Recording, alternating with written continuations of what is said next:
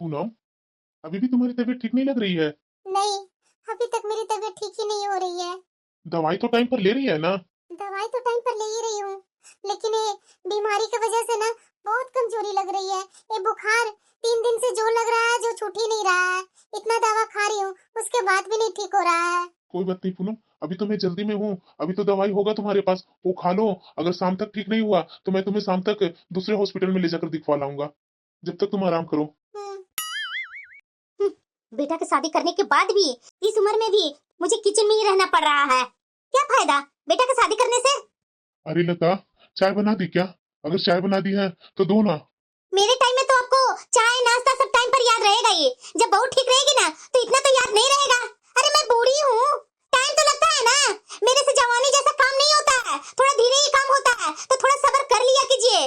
जाइए बैठिए, लेकर आ रही हूँ चाय। अरे लता, इतना छोटी छोटी बात में भड़कने क्यों लगती है? 2 दिन से तो बहू बीमार पड़ी है। अरे वो भी इंसान है। आदमी को तो बीमार पड़ना ये सब लगा ही रहता है। और वैसे भी अभी तुम्हारी तबीयत इतनी तो खराब नहीं रहती है कि तू किचन के 1-2 दिन काम कर ली तो तू थक गई, परेशान हो गई। और उसमें भी बहू तो थोड़ा बहुत खाती है। किसके लिए बनाना पड़ता है? मेरे लिए और अपने लिए। बेटा आजकल बाहर ही खा रहा है, इसमें भी तुम्हें दिक्कत हो रही है। अरे रहने दीजिए, आप तो हमेशा बहू का साइड ही लेते रहेंगे। बेटा घर में नहीं खा रहा तो क्या मैं मना कर दी हूँ क्या? मैं नहीं बोलती हूँ क्या कि बना देती हूँ? वही बोलता है कि माँ तू कितना परेशान रहेगी, मैं दोपहर में बाहर ही लंच कर लूंगा। मेरे लिए लंच बनाने की जरूरत नहीं है तुम्हें। मैंने थोड़ी ना मना किया है लंच बनाने से। अरे लता, जब बेटा तुम्हारे बारे में इतना सोच रहा है तो थोड़ा सा तो बहू के बारे में सोच लिया करना। बहू ठीक हो जाएगी तो फिर तो काम करना चालू ही कर देगी। अरे रहने दीजिए जी, रहने दीजिए। 2 दिन से वो बेड पर ही है। इतनी इसकी क्या तबीयत खराब हो गई जो 2 दिन से बेड ही पर है? अब ना कुछ ज्यादा ही नौटंकी कर रही है। देखिए जी, अब मैं बर्दाश्त नहीं करूंगी। अरे लता, ये सब अच्छी बात नहीं है। अरे थोड़ा कुछ शांत रह लिया करो ना। अगर थोड़ा बहुत खाना पीना बना ही देगी तो क्या दिक्कत हो जा रहा है तुम्हें?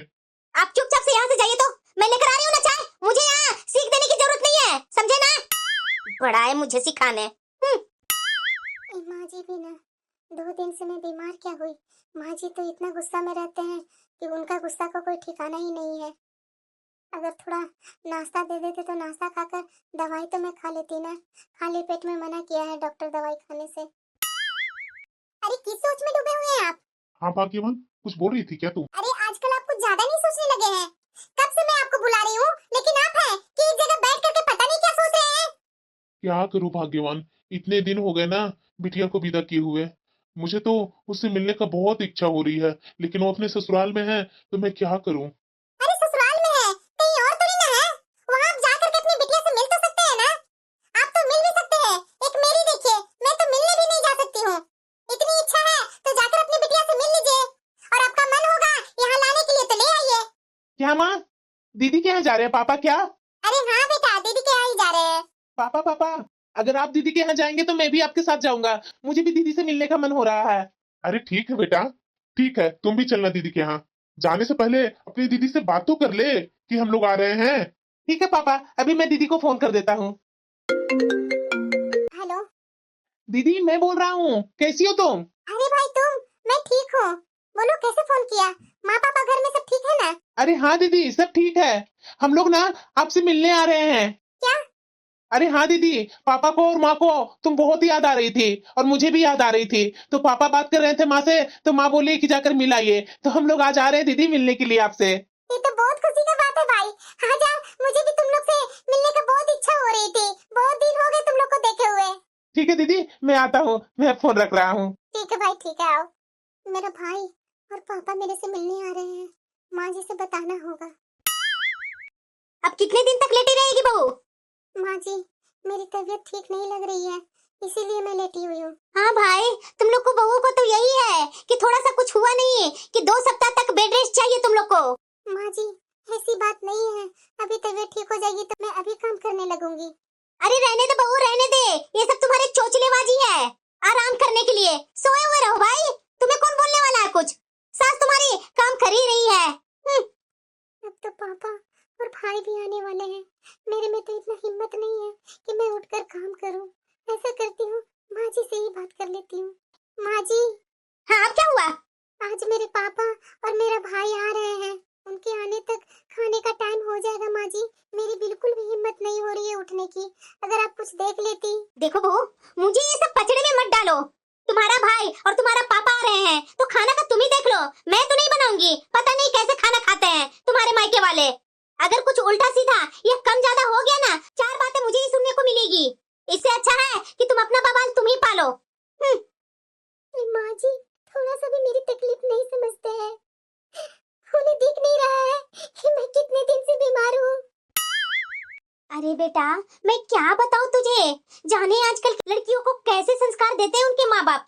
छोटी सी बीमारी का नाम पर आजकल की बहुएं तो बस दिन भर लेटी रहती है और मायके वाले देखने आए तो उनकी जिम्मेदारी हमारे सर पर लाद देती है कि मैं तो बीमार हूँ, आप मायके वालों की सेवा कीजिए, खाना बनाइए, खाना खिलाइए। अच्छा, अरे हाँ ना बेटा, वही तो मैंने भी साफ साफ मना कर दिया कि जाकर खुद बनाओ और खुद जाकर के खिलाओ। नौकर थोड़ी ना मैं हूँ तुम्हारे माँ बाप की जो मैं खाना बनाकर खिलाऊंगी। अरे माँ, इतना तेज तेज क्यों बोल रही है? अरे भाभी आसपास में होगी तो सुन लेगी हमारी बातें। अरे बेटा, मैं तो जानबूझ करके बोल रही हूँ तेज तेज कि वो सुने हमारी बातें। ये माँ जी क्या बोली जा रही है?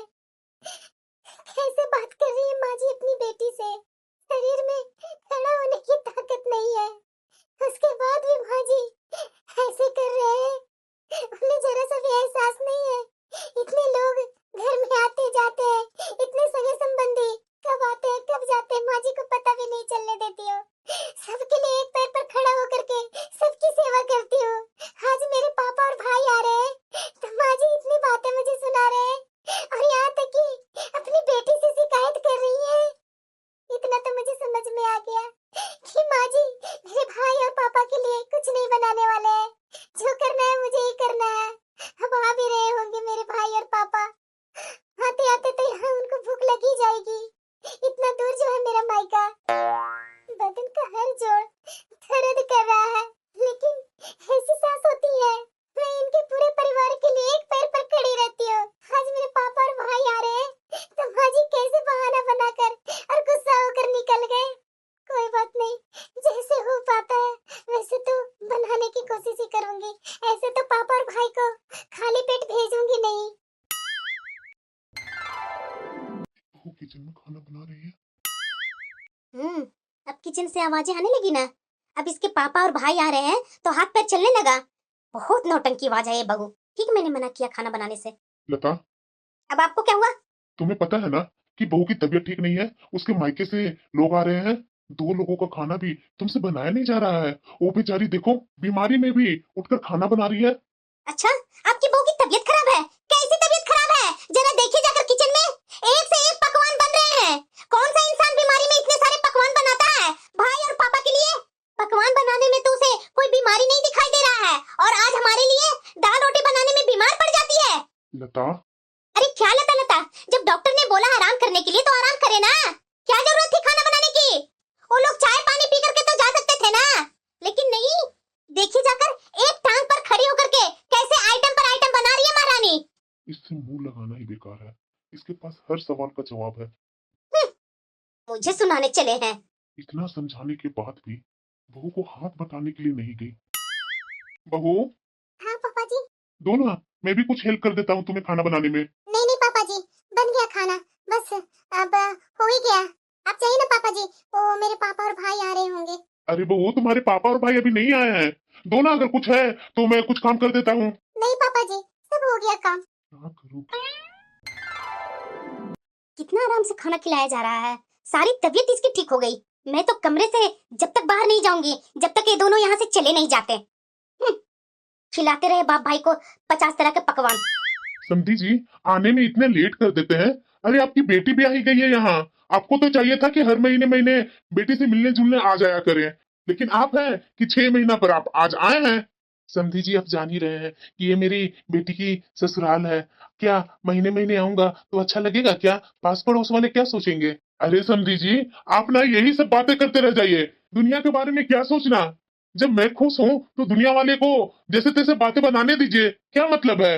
आप सही रहेंगे तो भी दुनिया वाले बातें बनाएंगे, आप सही नहीं रहेंगे तो भी दुनिया वाले बातें बनाएंगे। फिर ये सब के बारे में सोचना जरूरी नहीं है समधी जी। मैं तो बोलूंगा इतना इंतजार मत करवाइए बेटी को, और अपने आप को इतना इंतजार मत करवाइए। जब मन करे ना तो यहाँ आप आ जाइए। हाँ वो बात तो है समधी जी। चलो, मेरे ससुर जी तो पापा के साथ बैठे हैं ना, बातचीत कर रहे हैं ना, यही मेरे लिए बड़ी बात है। नहीं तो माँ जी से मैं क्या आशा रखूं। माँ जी तो जब से मेरे पापा और भाई आए हैं तब से अपने कमरे में ही बैठे हैं, बाहर आ ही नहीं रहे हैं। और बेटा पूनम, हाँ पापा। तुम ठीक तो है ना? हाँ पापा, मैं ठीक हूँ। बेटा मेरे साथ चलेगी क्या मायके? तुम्हारी माँ बोल रही थी कि अगर पूनम आना चाहती है तो साथ में लेते आइएगा। पापा, मैं कैसे बोल सकती हूँ? पापा जी और माँ जी से पूछना होगा ना। अरे बेटा तुम्हारे पापा जी यही पास में ही हैं, पूछ ही लेता हूँ। क्यों समधी जी, ले जाओ अपनी बिटिया को।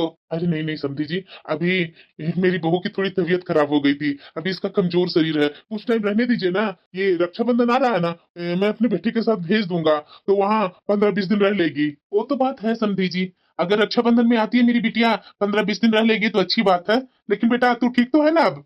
हाँ हाँ पापा, मैं ठीक हूँ। ठीक है समधी जी, बहुत टाइम हो गया, अब मुझे इजाजत दीजिए, अब मैं चलता हूँ। शाम होने को आई ना, और जाने में भी 3-4 घंटा लगता है, तो वहां अंधेरा होने से पहले मैं सोच रहा हूँ कि पहुंच जाऊं घर।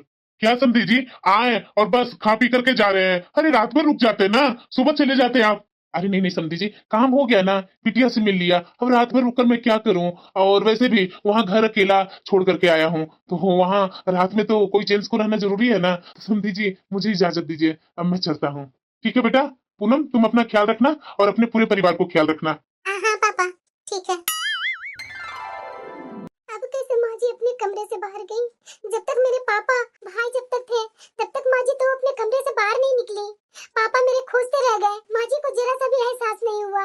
मैं अपनी सास की हरकतों से बुरी तरह से टूट चुकी हूँ।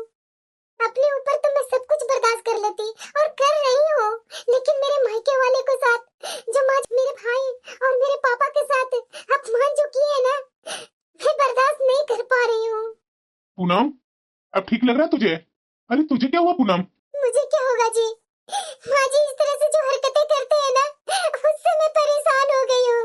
आज मेरे पापा और भाई आए थे, इतनी मेरी तबीयत खराब थी, माँ जी से मैं बोलते रह गई कि माँ जी थोड़ा देख लीजिए, लेकिन माँ जी जरा सा भी नहीं सुने। चले गए अपने कमरे में बैठे रहे। जब तक मेरे पापा और भाई थे तब तक अपने कमरे में ही बैठे रहे। जब मेरे पापा और भाई चले गए तो बाहर निकले हैं। रुपेश जी, मैं आगे से पापा और भैया को मना कर दूंगी यहाँ आने से, वो मेरे यहाँ ना आए। मुझे उनकी बेइज्जती बर्दाश्त नहीं होती। पापा ने माँ को कुछ नहीं बोला? पापा जी ने बोला ना, माँ जी को बहुत समझाया, लेकिन माँ जी को लाख बुलाने के बावजूद भी कमरे से बाहर नहीं निकली। माँ ये सब क्या है माँ? क्या हुआ तुझे? ये आप मुझसे पूछ रही हो? आप ऐसा क्यों करती हो माँ?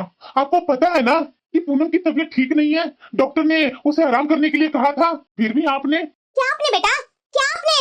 आ गया तू भी पत्नी की बातें सुनकर? तेरे पापा कम है क्या जो तू भी आ गया उसका पक्ष लेकर? अरे जब डॉक्टर ने उसे मना किया है काम करने को, तो किसने कहा काम करने को? आराम करती ना, क्या जरूरत थी उसे खाना बनाने की? माँ कैसी बातें कर रही है?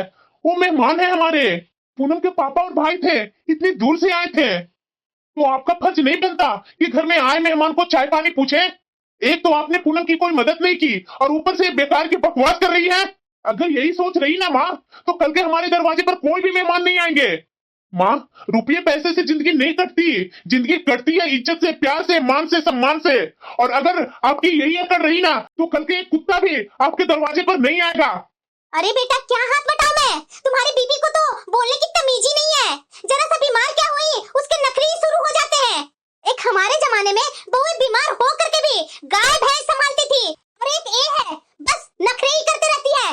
माँ को समझाना मुश्किल है। सब मुझे ही सुनाने आते हैं। मेरे पति क्या कम थे? मेरा बेटा भी आजकल आ जाता बोलने के लिए। ये सब ना बहू के कारण ही हो रहा है। पहले ऐसा तो मेरा बेटा था नहीं, पत्नी के आने के बाद इसका तो सुर लय ताल ही बदल गया। लेकिन मैं कम नहीं हूँ, मैं तो बहू को सुधार करके ही रहूंगी। इतना तो मैं समझ चुकी हूँ अपनी सास को कि मेरे पति और सास जी को और ससुर जी को लाख समझाने के बाद भी माँ जी समझने वाली नहीं है। अब जो भी करना है मुझे ही करना है। लेकिन आज जो ये माँ जी हरकतें की है ना, अगर मैं इन्हें छोड़ दूं ना, तो ये तो और उससे भी बड़े बड़े हरकतें करते रहेंगी। नहीं, अब ऐसा नहीं होगा। अब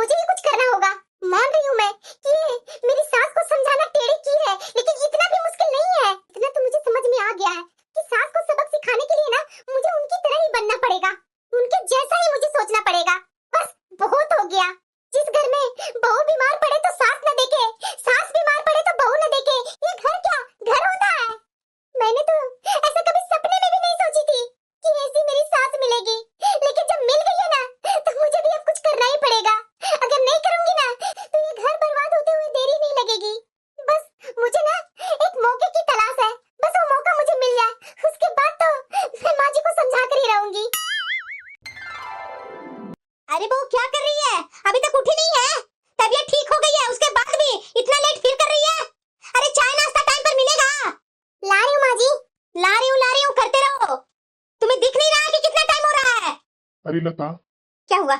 जो सुबह सुबह उठ करके चीखते चिल्लाते रहती है, मैं तुम्हें कितनी बार बोला कि थोड़ा वॉकिंग पर चलो।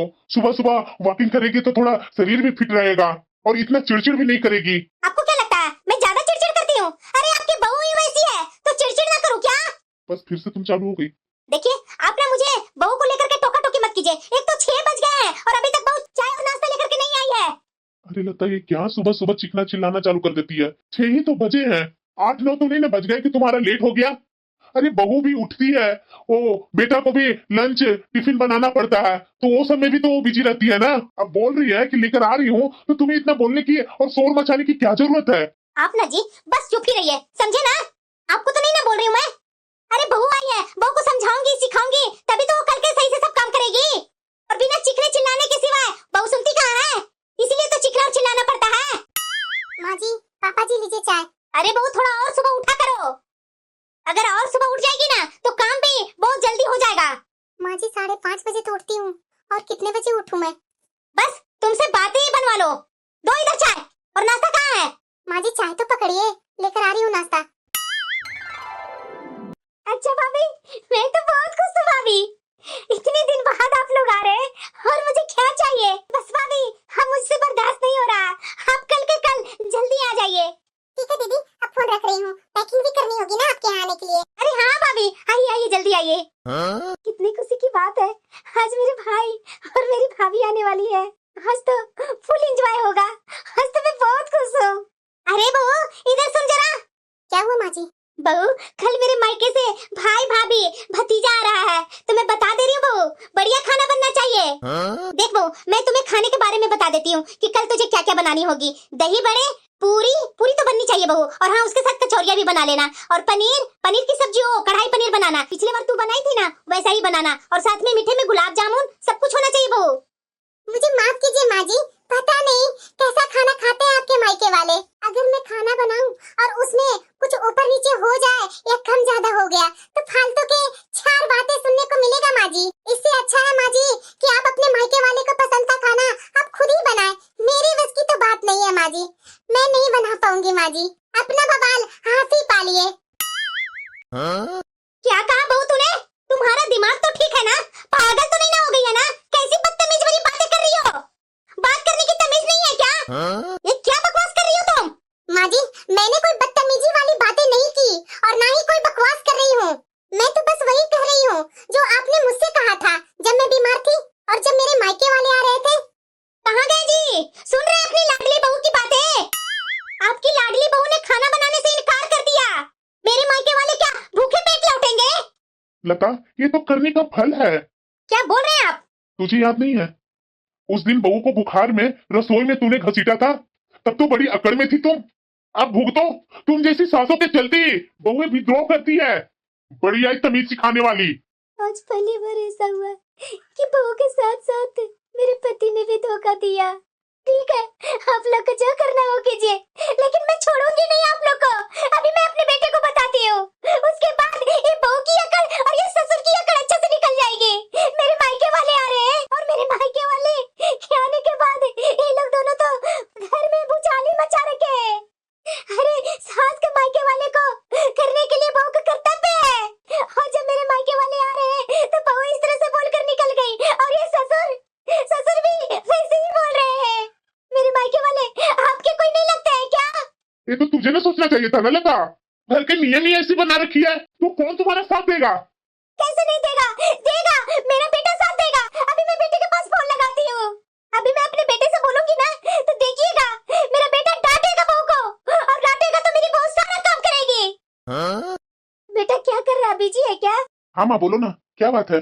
देख ना बेटा, तुम्हारे मामा मामी आ रहे हैं। बहू को मैंने बोला खाना बनाने के लिए, तो बहू तो मुझे जैसे तैसे बातें सुनाने लगी। बहुत अकड़ रही है बेटा बहू। माँ, मैं इस घर के पचड़े से बहुत दूर रहना चाहता हूँ। मुझे ऑफिस में काम करने दो। आप जानो और आपकी बहू जाने, जैसा करोगी वैसा ही पाओगी। अब ये छोटी छोटी बातों को लेकर के मुझे परेशान करना बंद करो। बेटा माँ रखो फोन, बहुत काम है ऑफिस में। अब मेरे पास कोई ऑप्शन नहीं है, बस कुछ ही समय बाद मेरा भाई और मेरी भाभी आने वाली है, और अभी तक घर में कोई तैयारी नहीं हुई है। नहीं नहीं, ऐसे काम नहीं चलेगा। बहुत हो गया गुस्सा, बहुत हो गया रोना धोना, लेकिन अब नहीं। अब मुझे कुछ दिमाग लगाना ही पड़ेगा, नहीं तो मेरी इज्जत ही चली जाएगी। बहू, ये माँ जी को क्या हो गया? अभी तो गरम तेल के जैसे उबल रहे थे। बहू, कम से कम थोड़ी सी तो मदद कर देना मेरी। सास बहू का रिश्ते का कुछ तो लिहाज कर लेना बहू। माँ जी, मैं आपकी नौकरानी नहीं हूँ, एक इंसान हूँ। जिस तरह से आपने मेरी तकलीफ को नजरअंदाज किया था ना, उसी दिन आपने ये भी अधिकार खो दिया।